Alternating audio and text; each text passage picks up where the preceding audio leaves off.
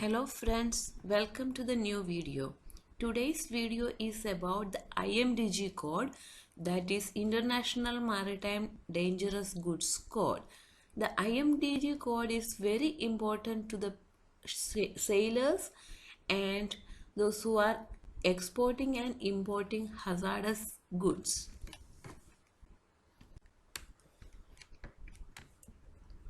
So welcome to the video. Background of IMDG code. The International Maritime Dangerous Goods or IMDG code was adopted in 1965 as per the SOLAS Convention. SOLAS Convention is Safety for Life at Sea of 1960 under the IMO, International Maritime Organization. Purpose and scope of the IMDG code. The IMDG code was formed to prevent all types of pollutions at sea. The IMDG code also ensures that the goods transported through seaways are packaged in such a way that they can be safely transported. The Dangerous Goods Code is a uniform code. This means that the code is applicable to all cargo carrying ships around the world. Origin of IMDG code. The Dangerous Goods Code has been created as per the recommendations of the United Nations Panel of Experts on Transportation of Hazardous Goods along with the IMO. This proposal by the UN was presented as a report in the year 1956, after which the IMO IMDG code was started to be drafted in the year 1961. Amendments of IMDG code. Marine transportation has undergone a lots of development and changes. It becomes essential that the code also keeps up with the changes. This is why there have been constant amendments to the IMDG code. The amendments are proposed every 2 years and the adoption of the amendments takes place after 2 years of the proposal by the concerned authorities. The amendments are proposed in this manner. The countries that are members of the IMO presented the required proposal. The UN's expert panel then reviews and decides what proposals merit immediate attention in the upcoming amendment. Shipping of dangerous cargo. Shipping dangerous goods is a very tricky business. This is why, to avoid complications or problems while categorizing the aspect and level of danger, there is a set of classification for dangerous goods. There are 9 clauses in which the dangerous goods are classified. The dangerous goods labels and dangerous goods certificate for the cargo are issued as per the 9 clauses, which are explained as follows.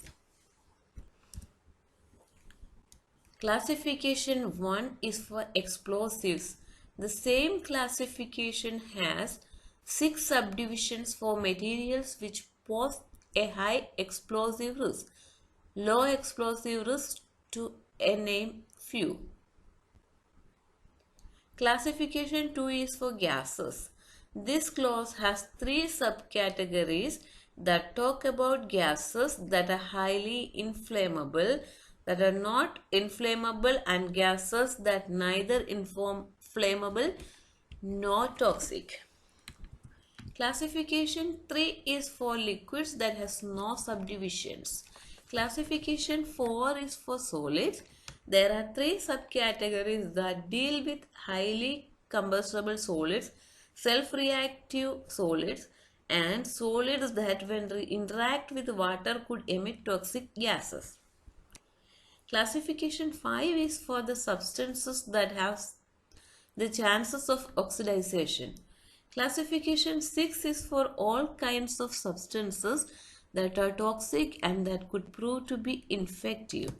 Classification 7 is specifically for materials that are radioactive.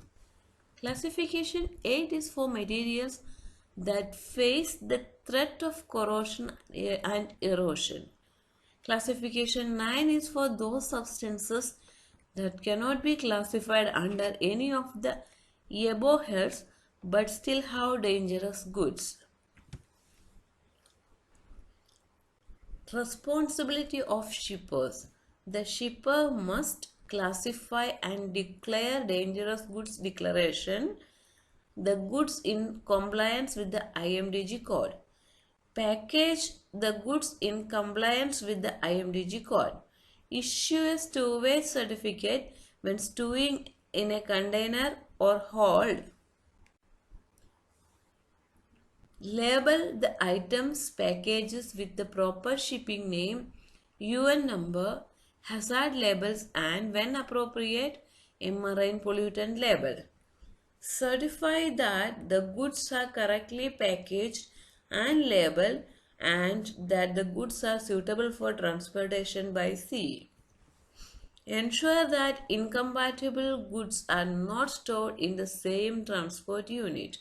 The shipper must also ensure that the packaging is sturdy, made and is in good condition.